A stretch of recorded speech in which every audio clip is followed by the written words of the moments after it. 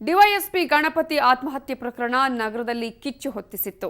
K J George ರಾಜೀನಾಮೆಗೆ ಒತ್ತಾಯಿಸಿ ನಗರದಲ್ಲಿ ಪ್ರತಿಭಟನೆ ನಡೆಯಿತು. ಬಿಜೆಪಿ ಸೇರಿ ವಿವಿಧ ಸಂಘಟನೆಗಳು ನಗರದಲ್ಲಿ ಪ್ರತಿಭಟನೆ ನಡೆಸಿ ಪ್ರಕರಣವನ್ನು ಸಿಬಿಐಗೆ ವಹಿಸುವಂತೆ ಆಗ್ರಹಿಸಿದವು.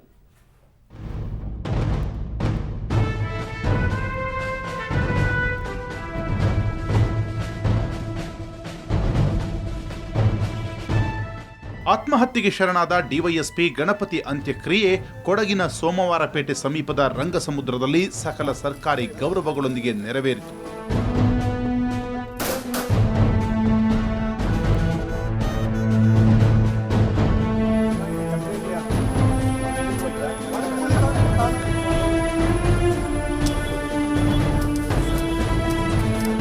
ಇತ್ತ ಬೆಂಗಳೂರಿನಲ್ಲಿ ಡಿವೈಎಸ್ಪಿ ಗಣಪತಿ ಪ್ರಕರಣವನ್ನು ಸಿಬಿಐಗೆ ವಹಿಸಬೇಕೆಂದು ಆಗ್ರಹಿಸಿ ಬೆಂಗಳೂರಿನ ಮೈಸೂರು ಬ್ಯಾಂಕ್ ಬಳಿ ಬಿಜೆಪಿ ಕಾರ್ಯಕರ್ತರು ಪ್ರತಿಭಟನೆಯನ್ನು ನಡೆಸಿದರು.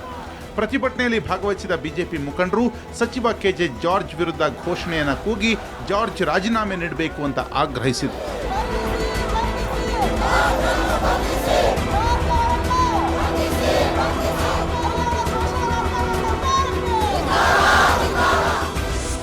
ಒಬ್ಬ ನಿಷ್ಠಾವಂತ ಅಧಿಕಾರಿ IAS ಇರ್ಬೋದು, IPS ಇರ್ಬೋದು, ಕೆಳಮಟ್ಟದ ಅಧಿಕಾರಿ ಕೂಡ ಇರ್ಬೋದು, ಯಾರೂ ಕೂಡ ಈ ರಾಜ್ಯದಲ್ಲಿ ಲಂಚದ ವಿರುದ್ಧವಾದಂಥ ಹೋರಾಟಗಳನ್ನು ಏನು ಮಾಡ್ತಾ ಇದ್ದಾರೆ, ಅವ್ರು ಯಾರಿಗೂ ಇಲ್ಲಿ ಉಳಿಗಾಲವಿಲ್ಲ.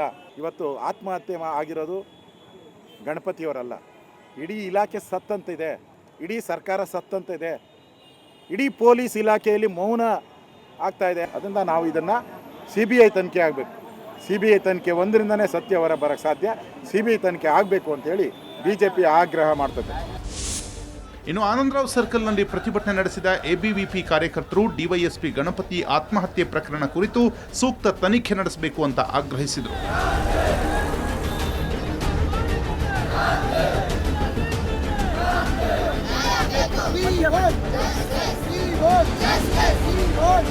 ಗಾಂಧಿ ಪ್ರತಿಮೆಯ ಎದುರು ಪ್ರತಿಭಟನೆ ನಡೆಸಿದ ಕರ್ನಾಟಕ ರಕ್ಷಣಾ ವೇದಿಕೆಯ ಕಾರ್ಯಕರ್ತರು ಸರ್ಕಾರದ ವಿರುದ್ಧ ಘೋಷಣೆಯನ್ನ ಕೂಗಿ ಆಕ್ರೋಶವನ್ನು ವ್ಯಕ್ತಪಡಿಸಿದರು. ಇದೇ ವೇಳೆ ಮಾತನಾಡಿದ ಕರವೇ ರಾಜ್ಯಾಧ್ಯಕ್ಷ TA ನಾರಾಯಣಗೌಡ, ಸಚಿವ ಜಾರ್ಜ್ ವಿರುದ್ಧ ಆರೋಪ ಕೇಳಿಬಂದಿದೆ, ಹೀಗಾಗಿ ಜಾರ್ಜ್ ರಾಜೀನಾಮೆ ನೀಡಬೇಕು ಅಂತ ಆಗ್ರಹಿಸಿದರು.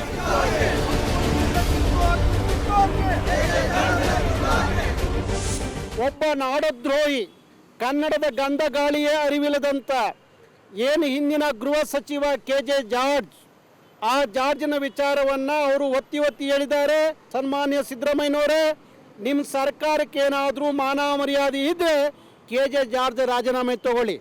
ಇಷ್ಟೇ ಅಲ್ಲ, KJ ಜಾರ್ಜ್ ಮಾಡಬಾರ್ದ ಅವ್ಯವಹಾರಗಳು ಕರ್ನಾಟಕದಲ್ಲಿ ಮಾಡ್ತಿದ್ದಾರೆ ಅನ್ನೋದಕ್ಕೆ ಅನೇಕ ಸಂದರ್ಭದಲ್ಲಿ ನಿದರ್ಶನಗಳಿದ್ದಾವೆ.